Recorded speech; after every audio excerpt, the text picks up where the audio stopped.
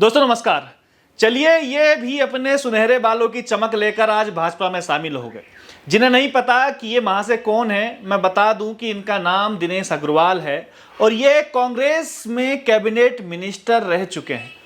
और इन महाशय को कल ही कांग्रेस ने अपना स्टार प्रचारक बनाया था और आज ये भाजपा में शामिल हो गए। अब ये भी नहीं कह सकते कि कांग्रेस के साथ मोए मोए हो गया। दरअसल कांग्रेस के साथ मोए मोए का सिलसिला तो 1 महीने से चल रहा है। मुझे लगता है कि असली जो मोए मोए है वो भाजपा कार्यकर्ताओं के साथ चल रहा है, जो नारा लगाया करते थे कि कांग्रेस मुक्त भारत, वही आज कांग्रेस युक्त हो गई है और ऊपर से कंपटीशन भी बढ़ गया है। वैसे हर चुनाव में आया राम गया राम तो लगा रहता है, लेकिन इस बार सिर्फ आया राम है, गया राम कुछ नहीं है, नाम मात्र के हैं। एक आधे छुटभैया जो नेता हैं वो चले आ गए हैं कांग्रेस में, लेकिन भाजपा की अगर माने तो अब तक 15,000 अलग अलग पार्टियों के नेताओं ने भाजपा ज्वाइन कर लिए।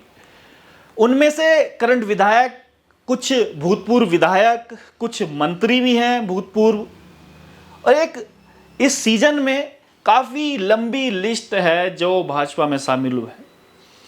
पर मैं उन कार्यकर्ताओं के बारे में सोच रहा हूं जो नेता के आगे पीछे घूमते हैं, एक पार्टी की विचारधारा के तले झंडे डंडे पकड़े लेते हैं, जय जय के नारे लगाते रहते हैं, हमारा नेता कैसा हो, फलाना फलाने जैसा हो। वो लोग कैसे एडजस्ट करेंगे? और नेता जो मौलिक मूल्यों, मौलिक सिद्धांतों, पार्टी के निष्ठावान कार्यकर्ता, नैतिकता, विचारधारा, समर्पण, समाजवाद, ईमानदारी जैसे अपने भाषणों में ये भारी भरकम शब्दों का इस्तेमाल किया करते थे, क्या ये शब्द जितने भी मैंने आपको बताया अभी, क्या नेताजी की अंतरात्मा से अब भी निकल पाएंगे? ये एक बहुत बड़ा सवाल है।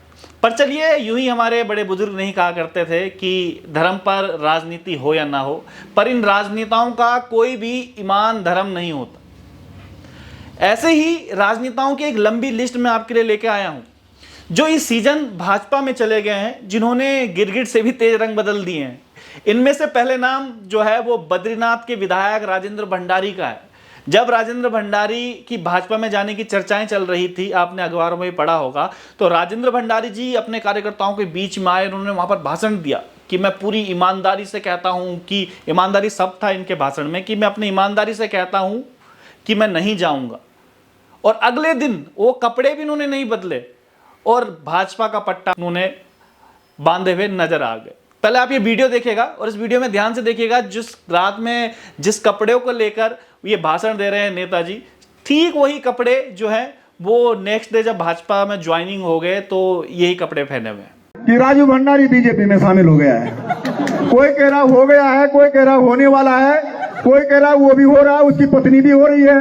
पहले पत्नी जाएगी फिर राजू भंडारी जाएगा, ये चलता रहता है। अफवाहें, हम नेता हैं और हम नेताओं के खिलाफ ऐसी अफवाहें चलती रहती है, परंतु हम आज आप लोगों को वफादारी से बता देना चाहते हैं, जब तक हम लोग हैं, हम राजनीति में हैं, हम इस कांग्रेस पार्टी का दामन थाम करके काम करेंगे।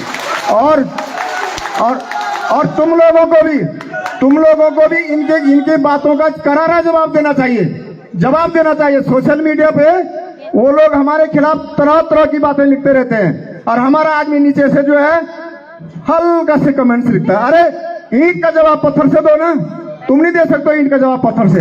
जो कार्रवाई होगी तो उनके खिलाफ भी होगी, हमारे खिलाफ भी होगी, परंतु इसका मतलब ये थोड़ी कि वो कुछ भी बोलते हैं और तुम्हारे लिए जो है कुछ भी कहने के लिए तुम डर जाएंगे, यार हमारा क्या हो। अरे हमारा क्या हो रहा है? हम भी तो मोदी जी के खिलाफ बोल रहे हैं, हम भी तो सरकार के खिलाफ बोल रहे हैं, हम भी तो धामी जी के खिलाफ बोल रहे हैं। कौन सा ऐसा दिन है जिस दिन हम खिलाफत नहीं करते हैं, बगावत नहीं करते हैं? हम तो विधानसभा के अंदर भी बगावत। आदरणीय प्रधानमंत्री नरेंद्र मोदी जी के यशस्वी नेतृत्व एवं उनकी गरीब कल्याण नीतियों में काफी प्रभावित हूं।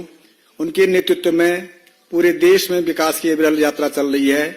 आदरणीय प्रधानमंत्री जी ने विकसित उत्तराखंड और 2047 तक विकसित भारत का जो लक्ष्य रखा है, उसमें मैं अपना संपूर्ण योगदान देना चाहता हूं। मैं आदरणीय प्रधानमंत्री श्री नरेंद्र मोदी जी के नेतृत्व में ये समय उत्तराखंड का है, ये सभी भारत की सदी है, इसलिए मैंने एक समर्पित कार्यकर्ता के रूप में भारतीय जनता पार्टी में शामिल होने का निर्णय लिया है और मैं आज इस परिवार में विधिवत शामिल हुआ हूं। मैं आदरणीय राष्ट्रीय अध्यक्ष श्री जगत प्रसाद नड्डा जी का हृदय से आभारी हूं कि उन्होंने देश के विकास के प्रति समर्पित इस भाजपा परिवार में शामिल कर मुझे राष्ट्र सेवा का अवसर देने का मौका दिया। मैं केंद्रीय मंत्री आदरणीय अमित शाह जी का भी बहुत आभारी हूं कि मुझे इस परिवार में शामिल होकर देवभूमि उत्तराखंड का और देश की सेवा का अवसर प्रदान किया। मैं पार्टी को विश्वास दिलाता हूं कि मैं उत्तराखंड के विकास के लिए, राष्ट्र के कल्याण के लिए और जन जन की सेवा के लिए समर्पित भाव से काम करूंगा और भाजपा के एक सक्रिय कार्यकर्ता के रूप में पार्टी की मजबूत के लिए काम करने के हित अवसर तत्पर रहूंगा। मैं पौड़ी लोकसभा क्षेत्र से जो हमारे आदरणीय अनिल बलूनी जी को प्रत्याशी बनाया गया है, विश्वास दिलाता हूं कि रात दिन काम करूंगा और एक स्वच्छ छवि के व्यक्ति को पौड़ी लोकसभा में टिकट दिया गया है। तो ये आपने वीडियो देखी। राजनीति में अगर बेशरम नेता का कोई अवार्ड होता तो मुझे लगता है कि इस साल का अवार्ड जो है वो पक्का राजेंद्र भंडारी को दिया जाता। गिरगिट भी भंडारी साहब के चरण स्पर्श करके कह रहे हैं कि इतना तेज रंग बदलने का हुनर तो थोड़ा हमारी प्रजाति को भी सिखा दीजिए साहब।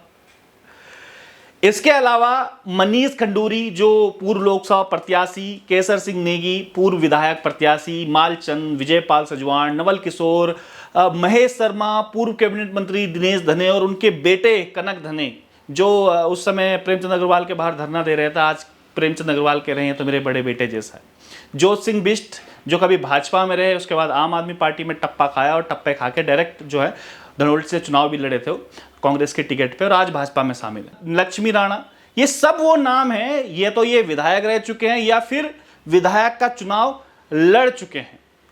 कल तक भाजपा को जो पानी पी पी कर कोसते थे और आज वही भाजपा की डुगडुगी बजा रहे हैं। पर मैं ये सोचता हूं कि शायद गलती इनकी भी नहीं है, क्योंकि इन्होंने हरक सिंह रावत को देखा है जो बेचारे आज भी ईडी के चक्कर काट रहे हैं। जब भाजपा में थे तो बहुत मौज में थे, ईमानदार नेता थे और आज देख लो कांग्रेस में जाने के बाद जो जेल जाने तक की भी नौबत आ गई है। और जो इनकी बहू है अनुकृति गोसाई, जिनको उन्होंने टिकट भी दिलाया था कांग्रेस पे, वो भी कांग्रेस को टाटा बाय बाय कह के चली गई। शायद उनको भी समझ में आ गया है और शायद आपको आश्चर्य भी ना हो कि आपको कुछ दिनों बाद खबर सुनने को मिले कि अब हरक सिंह रावत भी भाजपा में शामिल हो गए। कोई बड़ी बात नहीं है। इन सब बातों का एक ही निचोड़ निकलता है कि भाजपा की वॉशिंग मशीन में दम हो या ना हो, पर ईडी नामक जो ये हंटर भाजपा के पास है ना, इसमें बहुत बड़ा दम है जो नेताओं की सारी विचारधारा और नैतिक मूल्यों को ही बदल देता है। जाते जाते यही कहूंगा कि इन दल बदलू नेताओं के बहकावे में ना आए और अपने अच्छे ईमानदार व्यक्ति को वोट दें और इन दलगत राजनीति और राजनेताओं को जरूर पहचानें। बहुत बहुत धन्यवाद। नमस्कार।